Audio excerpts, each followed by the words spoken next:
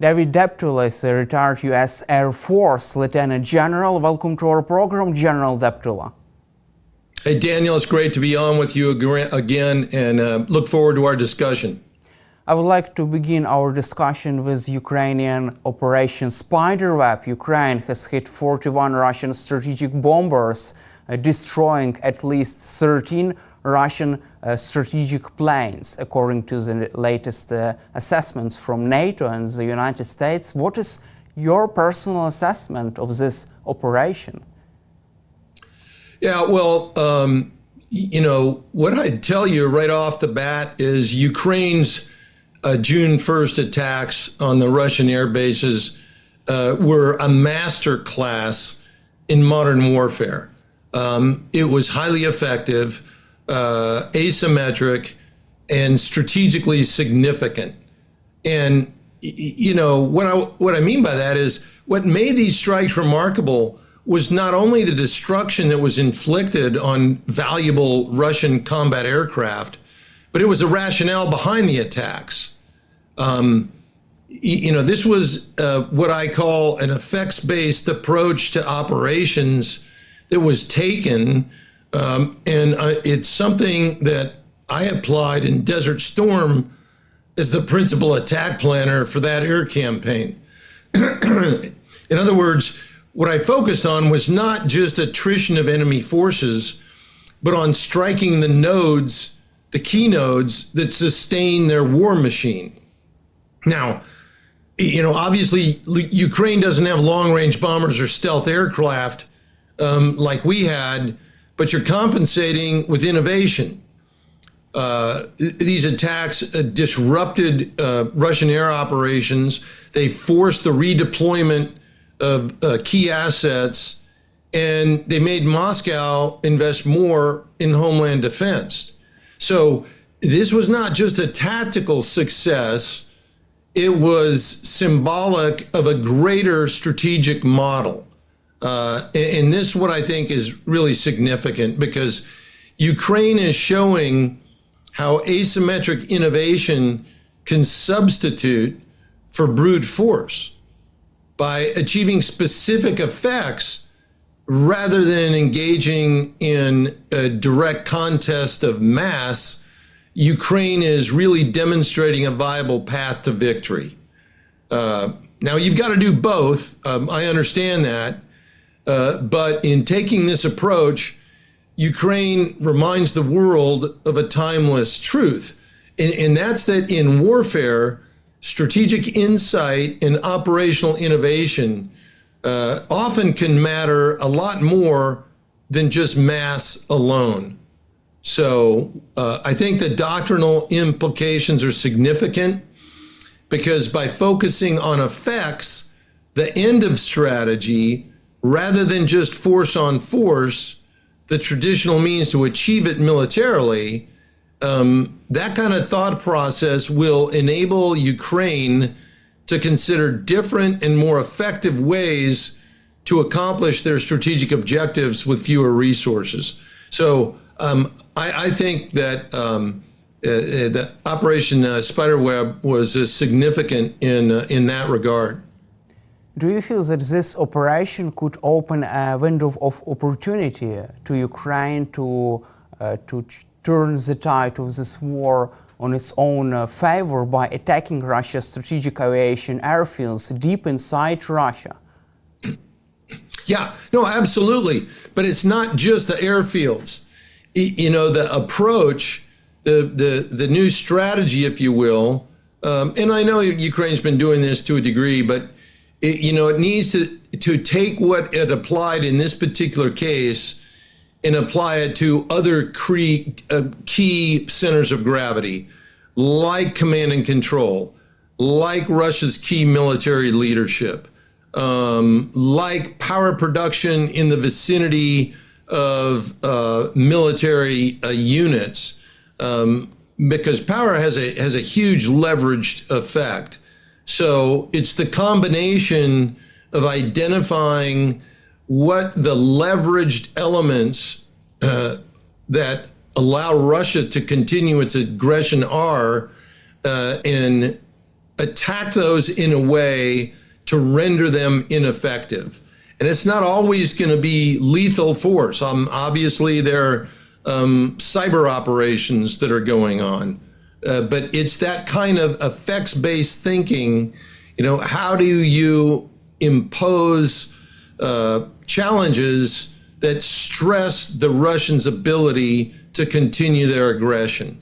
And so I think that's a strategy that Ukraine needs to continue to accomplish. They're doing it, but then up the focus on that approach. Well, obviously, you've got to continue to hold the line with respect to the Russian forces that are already in Ukraine. You just mentioned about the continuation of this attack. Ukrainian spy agencies have hinted that such attacks would continue inside Russia as long as Russia continues its war against Ukraine. But would it be enough to force Vladimir Putin to make any kind of concessions in negotiations? Well, that's the whole, that's the key of taking this kind of an effects-based approach. Because ultimately, he's going to get to the point where he recognizes that he's not winning this war anymore. And that's one of the points I wanted to get across to your audience, is that Russia is losing this war. They're losing it strategically, operationally, and morally. Strategically, its core objectives have already failed. I mean, Ukraine prevented Russia from taking Kyiv, and instead of dividing the West, Russia's aggression strengthened NATO and isolated itself economically and diplomatically. Operationally, Ukraine's outmaneuvering Russia. We just talked about the June 1st attack. That was a brilliant idea to get precision-guided drone munitions in position to destroy high-value Russian bombers deep inside of Russia. And like I said, that was more than a tactical success. It was a strategic innovation that shows Ukraine is adopting faster than Russia. And then morally, Ukraine fights to defend its people. Russia targets civilians because it can't win on the battlefield, and it knows that. So that's not power, it's desperation. So I think momentum is shifting. Ukraine has the brains, the bravery, and the initiative, and the facts speak for themselves. Russia's not winning, it's losing, and it's important for the world to know that. Excuse me, and back to your question, continuing pressure on Russian key centers of gravity will ultimately get to the point where Putin recognizes it's in his best interest to stop his aggression, because this war is ruining the people inside of Russia. Now, unfortunately, it's going to take some time. Russia's still committed to an attrition warfare approach, despite casualties that are approaching 1,500 personnel a day, while achieving only limited territorial gains. And Putin's reluctance to admit that the conflict is in a persistent stalemate, I'm afraid is going to ensure that fighting continues, and it's unlikely to bring the Russians back to the negotiating table prior to the winter fighting season. But the way to get him to that table, to get him to realize that it's in his best interest to stop, is to increase the pressure on critical targets inside Russia. So you're confident that it is possible to convince Putin to make the deal only when he will realize that he loses more in this war than gains by waging this war? Absolutely. Now, it's also important to recognize, and unfortunately there's some people that don't understand, that Putin doesn't care about life.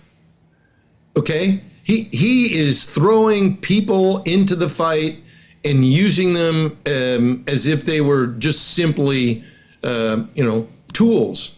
without any consideration for human life. And so appealing to him that, lives are being lost, we need to stop this. He doesn't care about that. But he does care about those critical elements that affect his and his oligarchs that support him self-interest. So, look, Ukraine's intelligence apparatus has great insight into just what those targets are. And I'm sure they have good plans to continue to apply pressure upon them. From your perspective, would it be possible for Russia to try to prevent Ukraine from attacking these targets deep inside Russia, or it would be impossible due to the big size of Russian territory and long distances between these different military airfields, military bases, and lack of, for example, anti-aircraft systems? Well, it kind of goes back to what we talked about earlier. That's taking an effects-based approach. I mean, his bases are spread all over the place. And part of the impact on what was demonstrated on June 1st is there's no area or location or target inside Russia that can hide from Ukrainians' reach, because of the innovative ways that they've demonstrated that they can go and apply force wherever they want to. And so now what Ukraine needs to do is increase the pressure in being able to do that. And they are. I mean, unfortunately, the Western nations tied Ukraine's hands behind their backs from the use of the weapons that were able to reach deep inside Russia, over the last 3 years. So that forced Ukraine to develop their own means to build those kinds of weapon systems, and you're doing that in the form of long-range cruise missiles that people call drones, but in reality, they're cruise missiles, and coming up with very innovative alternate means, like was demonstrated on June 1st, is, okay, the weapons like the small quadcopters with high explosives may not have a lot of range, but I'm going to get them there. I'm going to position them close to where I can use them using different ways. So, yeah, capitalizing on that set of initiatives is really in Ukraine's advantage. I just wish the West would help empower Ukraine by providing them weapons without the restrictions to be able to do this. And hopefully we'll see at least the European nations contribute more and more in that regard in the future. Just mentioned that Russia is losing this war. However, Vladimir Putin seems to be confident that Russia is winning this war, because according to Bloomberg, he is confident that his army would be able to capture the whole 4 regions of Ukraine until the end of this year.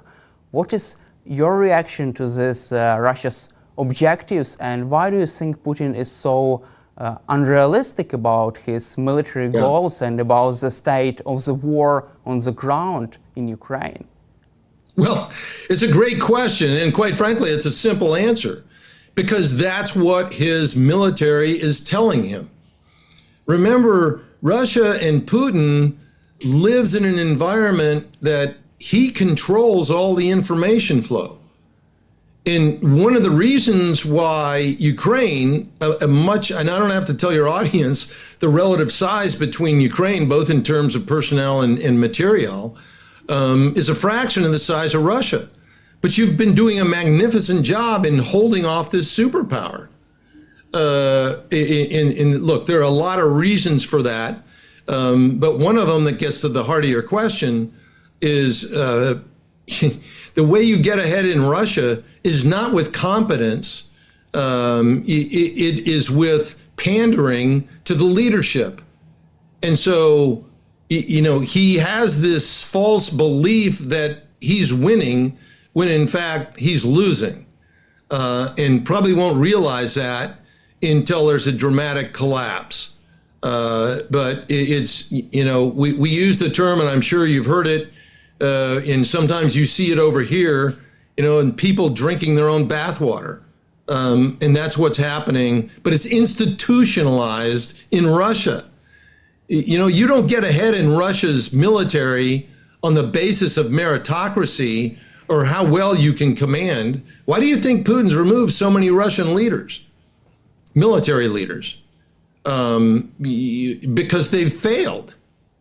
And the reason they failed is because their leadership is horrible. Their training is horrible. Their doctrine is archaic. And so, that's the answer to your question. I would like also to get back to this Operation Spiderweb and its influence around the globe. How could this influence global nuclear deterrence and the security protocols on how do you protect your own strategic bombers?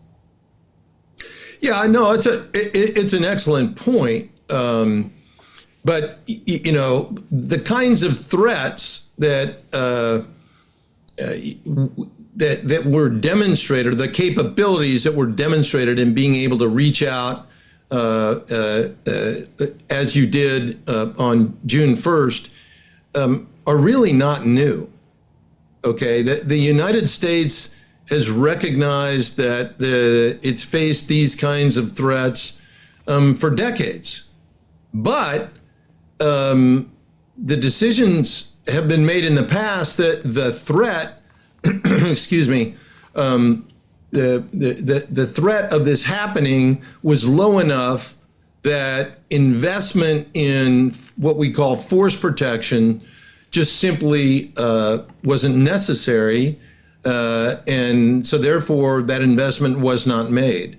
I think what you see is a greater awareness of the potential vulnerability of not just air bases, but look at critical infrastructure. The Chinese had two of their Air Force officers write a book in 1999 that basically outlined their approach to how they might do this. It was called Unrestricted Warfare. You can go online and get a copy of the book, but so this is not new. It's just that your Spiderweb operation unveiled the reality of what can be accomplished. So, there's been a realization of the vulnerability of bases for many, many years. If you go back to the Cold War era, if you look at NATO force protection, every single NATO air base, they house their fighters in hardened aircraft shelters.